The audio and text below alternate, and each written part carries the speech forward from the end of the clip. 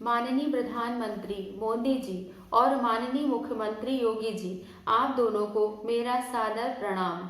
मेरा नाम समीक्षा रजादा है और मैं 8/7 दिलकुशा पार्क, नया कटरा, प्रयागराज की निवासी हूँ। मेरे परिवार में मेरे पति दीपक रजादा, जो कि आर्मी में कार्यरत है, और 2 छोटे बच्चे हैं। आज दिनांक 19 फरवरी 2022 दिन शनिवार की रात मैं अपने पूरे परिवार के साथ आत्महत्या करने वाली थी। फिर मुझे लगा कि एक आखिरी प्रयास मैं और कर लूं और अपनी सारी समस्या मोदी जी और योगी जी से कह दूं, जिससे कि जीते जी मेरे परिवार को न्याय मिल सके, और अगर ना भी मिले तो हम सब के मरने के बाद दोषियों को सजा तो जरूर मिले, ताकि हम सब की मौत बेकार ना जाए। मेरी समस्या यह है कि मेरे पड़ोस में अभय राज सिंह, उनकी पत्नी रीता यादव और उनके 2 लड़के यश यादव और कार्तिकेय यादव रहते हैं। रीता यादव के भाई अजय यादव, जो कि समाजवादी पार्टी के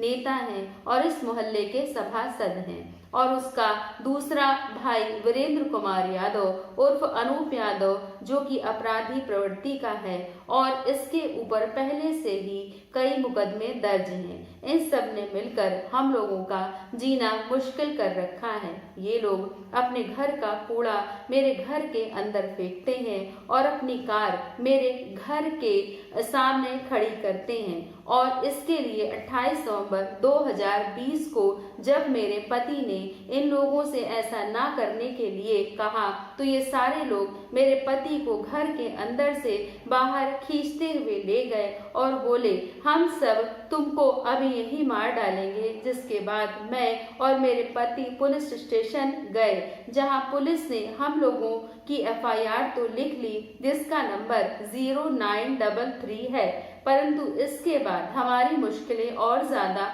बढ़ गईं, क्योंकि इन लोगों ने हम लोगों को डराना धमकाना शुरू कर दिया कि FIR वापस लो, और हमारे मना करने पर ये लोग और भी ज्यादा आक्रामक हो गए। जान से मारने की धमकी देना, कूड़ा घर के अंदर फेंकना, माँ बहन की गाली देना इन लोगों का रोज का काम हो गया। और जब हम लोग भाग कर थाने जाते, तो एक दिन विवेचना अधिकारी सब इंस्पेक्टर इब्रार अंसारी ने हम लोगों से कहा कि जब तक आपका केस न्यायालय नहीं जाएगा, तब तक ये लोग आप लोगों को ऐसे ही परेशान करते रहेंगे, और अगर आप चाहते हैं कि आपका केस जल्दी न्यायालय पहुंचे, तो उसके लिए आपको एक काम करना होगा, वो ये कि आपने 6 लोगों के खिलाफ FIR करवाई है, जिसकी 6 फाइलें बनेंगी और न्यायालय भेजी जाएंगी,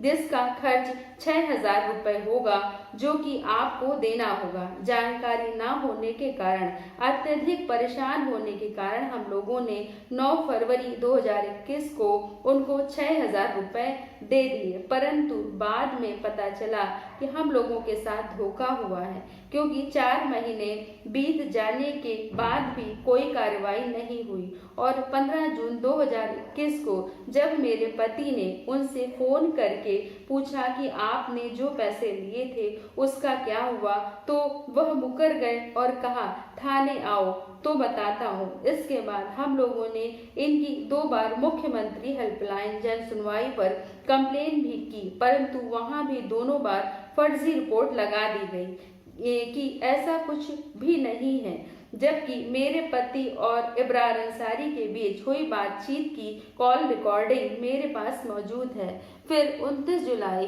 2021 को SSP प्रयागराज श्री सर्वश्रेष्ठ त्रिपाठी जी को पत्र लिखकर इन सब बातों से अवगत कराया, जिसकी रजिस्ट्री की रसीद हमारे पास है, परंतु वहां से भी हम लोगों को निराशा हाथ लगी और कोई कार्रवाई नहीं हुई। तब से लेकर आज तक हमारा पूरा परिवार इस भय के माहौल में जीवन जी रहा है और रोज अपमानित हो रहा है। अब तो स्थिति इतनी खराब हो गई है कि हम लोगों के घर के सामने जो सरकारी लाइट लगी है, उसका ऑन ऑफ का स्विच भी अभय यादव ने अपने घर पर लगवा रखा है, और आधी रात होते ही लाइट बंद कर दी जाती है, और यश यादव और कार्तिकेय यादव कार से और लोगों के साथ हम लोगों के घर के सामने आकर धमकी देते हैं और गाली देते हैं और बंदूक दिखाते हैं। और मैं जब भी बाहर जाती हूँ या आती हूँ तो यश यादव और कार्तिकेय यादव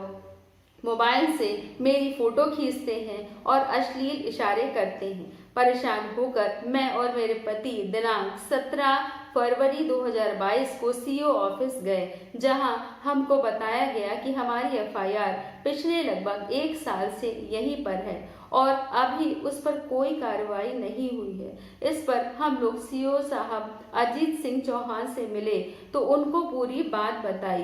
उन्होंने कहा कि आप लोग कटरा चौकी जाकर हरेंद्र सिंह से मुलाकात करिए। हम लोग अगले दिन हरेंद्र सिंह जी से भी मिले और पूरी समस्या लिखित रूप से दी और बताई तो वो आए और सभासद अजय यादव भी वहां पर आए। हम लोगों ने हरेंद्र सिंह से कहा कि मैंने समझा दिया, हम लोगों से हरेंद्र सिंह ने कहा कि मैंने समझा दिया है, अब ये लोग आपको परेशान नहीं करेंगे।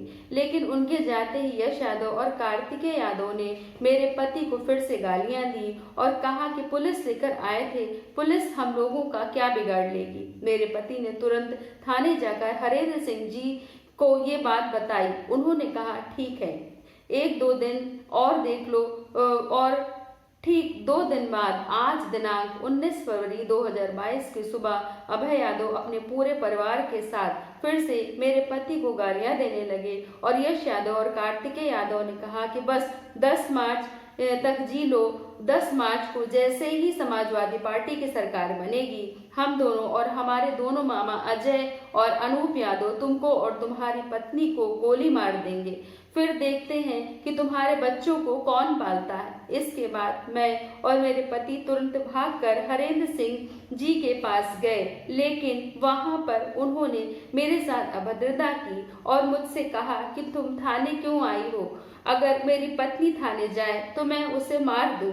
और हम लोगों की पूरी बात भी नहीं सुनी। मैं और मेरे पति अब बिल्कुल टूट चुके हैं। इस गुंडागर्दी को सहने से और रोज रोज अपमानित होने से अच्छा है कि हम लोग परिवार सहित अपना पूरा जीवन ही खत्म कर लें। अगर मेरे और मेरे परिवार के साथ कोई भी घटना होती है तो उसके जिम्मेदार ये सारे लोग होंगे। आप दोनों से निवेदन है कि इन पापियों को कठोर से कठोर दंड दीजिएगा ताकि मरने के बाद हम सबकी आत्मा को शांति मिले।